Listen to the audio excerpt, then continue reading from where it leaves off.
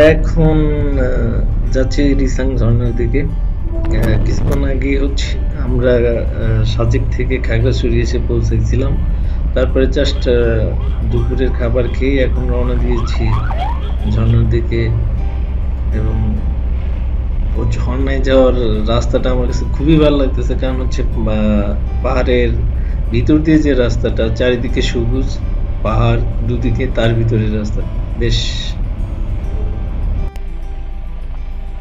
আমরা এখন জাস্ট সাজেক ঝর্ণায় ঢোকার মুখে। এখন এখান থেকে টিকিট কাটতে হয়, আগে এরকম ছিল না। জাস্ট আমাদের চাঁদের গাড়ির ড্রাইভার আমাদেরকে বললেন যে 15-20 দিন আগ থেকে হচ্ছে টিকিট কাটাটা শুরু হয়েছে, জনপ্রতি 20 টাকা। এবং ওই পাশে আগে কোনো গাড়ির পার্কিং ছিল না, এখন টিকিটের বিনিময়ে ওখানে জাস্ট ছোট একটা পার্কিং করে দিয়েছে। মনে হয় কিছুদিন আগে একটা অ্যাক্সিডেন্ট হয়েছিল যতটুকু শুনেছি, সেই কারণে খাগড়াছড়ি জেলা প্রশাসকের পক্ষ থেকে উদ্যোগটা নেওয়া। আর যেহেতু এটা একটা জাস্ট আয়ের একটা উৎস, তাছাড়া আমার কাছে আর এটা খুব বেশি বড় কিছু মনে হয়নি। কারণ প্রাকৃতিক একটা সৌন্দর্য দেখতে এসে টিকিট কেটে দেখাটা আমার কাছে খুব বেশি, কি বলবো, এটা দেখি আগে সামনে যাই, গেলে বোঝা যাবে আসলে 20 টাকা কেন নেওয়া হয়, সেটা দেখলেই বোঝা যাবে। আমরা খুব মনে হয় কাছাকাছি চলে এসেছি। সামনে বেশ কিছু চাঁদের গাড়িকে আমরা পার্কিং অবস্থায় দেখছি, এটাই মনে হয় পার্কিং। তো বুঝতে পেরেছি কি কারণে 20 টাকা নেওয়া হয়। এখান থেকে মনে হয় আমাদেরকে পায়ে হেঁটে যেতে হবে। আমার যতটুকু মনে পড়ে বা শুনেছি, এটা খুব বেশি দূরে না, পায়ে হেঁটে ইজিলি যাওয়া যায়। বাট এখানে অনেকেই দেখবেন যে গাড়ি থেকে নামার সাথে সাথে কিছু বাইকার আছে, তারা আপনাকে বলবে বেশ দূরে বাইকে যেতে হবে। বাট আসলে বিষয়টা ওটা না, এখানে রাস্তাটা যেভাবে উঁচু নিচু, সেক্ষেত্রে আমি পার্সোনালি মনে করি বাইকে যাওয়াটা খুব বেশি ওয়াইজ ডিসিশন না। কারণ হচ্ছে এখানে যারা বাইক চালায় তাদেরকে দেখে মনে হয় তারা কোনো রানওয়েতে বিমান চালাচ্ছে, বিষয়টা ওই রকমই। কারণ পায়ে হেঁটে গেলে যে কোনো ঝর্ণা যদি আপনি যে কোনো কিছু, মানে পাহাড়ের ক্ষেত্রে সেটা হয়, আপনি যদি পাহাড়ে কোনো কিছু দেখতে চান বা পাহাড়ের সৌন্দর্যটা আসলে হচ্ছে পায়ে হেঁটে দেখার ভিতরে আলাদা একটা মজা আছে। আর বাইকটা ইউজ করতে না করতেছে এই কারণে এটা আসলে সেফ না, এটা মোটেও সেফ না। কারণ তাদের চালানোটা যথেষ্ট বাজে। আমরা সবাই ফাইনালি পায়ে হেঁটে রওনা দিয়েছি। রাস্তাটা আসলে এখানে কি হয়েছে, এটা ঝর্ণাটা মনে হয় প্রপার ওয়েতে ডেকোরেটেড একটা ঝর্ণা। কারণ হচ্ছে এখানে দেখতে পাচ্ছেন ইটের রাস্তা। তো যদিও ইটের রাস্তাটা অনেক ঢালু, বেশ ঢালু। আমরা নামার সময় বেশ পাহাড়ে এরকম হবে, বেগ পেতে হবে। কারণ আমরা দেখতে পাচ্ছি যে যারা সামনে আসতেছেন তারা বেশ কষ্ট করেই আসতেছেন। দেখি আগে নামি তো, কারণ হচ্ছে প্রত্যেকটা কষ্টের পরে যখন হচ্ছে আপনি যে উদ্দেশ্যে যাচ্ছেন সেটা যখন সামনে চলে আসে, মনটা এমনি ভালো হয়, আর ওই কষ্টের কথাটা কখনো মনে থাকে না। তো আমরা দেখি কাছাকাছি যাই, তো দেখা যাক।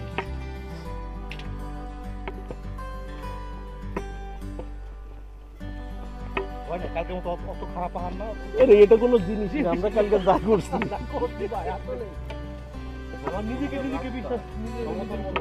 যেখানে বাইক চলে ওটা কোনো পাহাড়ি রাস্তা হইলো। আপনারা তো ঘুমাই গেলেন, আমি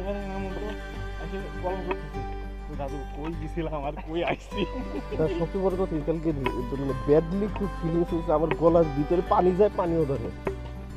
এই এখন আমি ওষুধ খাওয়ার পরে কথা হয়তো কণ্ঠ বসে গেছে, কিন্তু কথা তো বাড়ায়। এই সকাল থেকে আমার তো পুরাটাই আর আমি তো শরীর সুস্থ থাকি, জীবনে সামনে সিটে বসতাম না। সামনে সিটে হইতেছে বসে আসি তো আসি, কিন্তু দেখলাম যে ধুলা থেকে একটু রক্ষা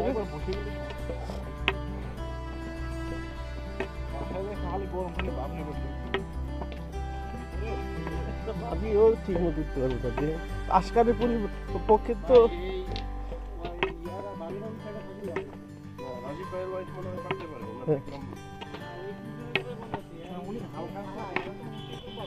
আরেক ভাই গাড়ি কি আপনি গড়ায় গড়ায় নামে? আর একটা জিনিস, যারা প্রেম করে বিয়ে করে ওই মেয়েরা একটু ফাস্ট হয়, আমি সব জায়গায় দেখছি আর কি। ফার্স্ট না হলে প্রেম করে বিয়ে করে কেন? এটাই তো কথা। ফ্যামিলি পুরো ফ্যামিলির বিপক্ষে বিয়া প্রেম করে একটা ছেলের বিয়ে করে ফেলা, ফার্স্ট না হলে কেন সম্ভব?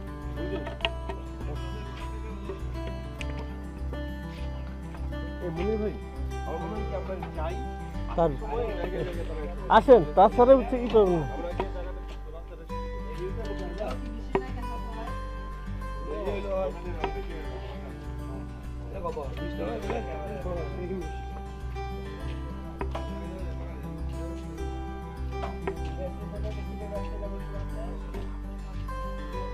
আসি দাদা, এসে খাবো।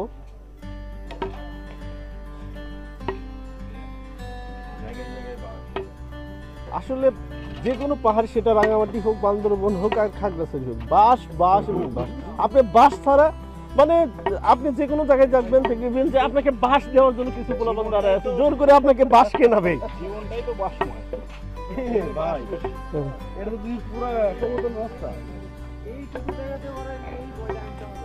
হ্যাঁ হ্যাঁ, ওদের বাইকে আমাদের সাথে নেওয়া ভয় ভয় না দেখাইলে আপনার ইনকাম হবে কেন? এই সিঁড়ি দিয়ে নামার জন্য কি বাস দরকার ছিল? অবশেষে ঝর্ণার সামনে ওই তো বলেছিলাম ডেকোরেটেড ঝর্ণা, সুন্দর সিঁড়ি বানানো, ব্রিজ বানানো। তবে যাই হোক, ঝর্ণা এই শীতকালে একটু ঝর্ণার পানির প্রবাহটা অনেক কম থাকে, তারপর এখানে আছে বেশ। দেখি কাছাকাছি গিয়ে। এর আগে এরকম ডেকোরেটেড ছিল না, কারণ ডেকোরেটেড ঝর্ণা দেখতে আসলে আসলে ঝর্ণার ওই মজাটা নেই। কারণ আমি যতক্ষণ নিয়ে ঝর্ণার সামনে যাব তার আগে একটা পরীক্ষা দিতে হয়। এখানে ওই টাইপের কিছুই না, জাস্ট সিঁড়িতে নামো, দেখো, দেন চলে যাও। এখানে একটা মজার ব্যাপার হচ্ছে, অনেকে ঝর্ণার ওখান থেকে একটা স্লোপ আছে, কেউ গোসল দিতে এসে জাস্ট ওই স্লোপে নিজেকে ছেড়ে দেয়, জাস্ট আবিষ্কার করে পরে নিচে গিয়ে। তো অনেকেই আছে অলরেডি, যদিও অনেকে এখানে এসে মানে গোসল দেওয়ার প্রিপারেশনে থাকে, আমাদের ওই ধরনের কোনো প্রিপারেশন নেই। দেখা যাক, আমার সাথে আপনারাও দেখেন ঝর্ণার আসল সৌন্দর্য।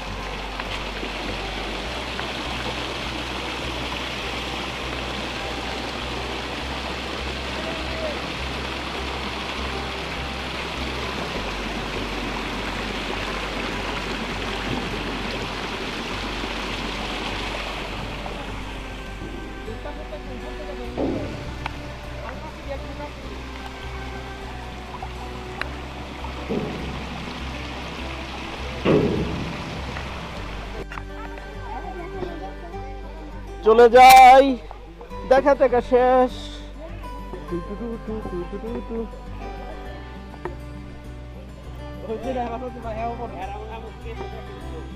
যাক, ভালো রাস্তা পাইছে, দৌড়ায় গেছে যে কিছু। চলো মস্ত টায়ার্ড।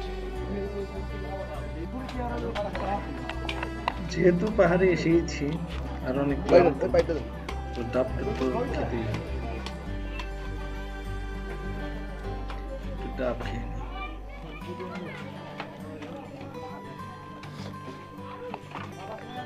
এটা ছোটগুলো কত করে ভাই? ছোটগুলো কত করে? এটা কত করে এটা?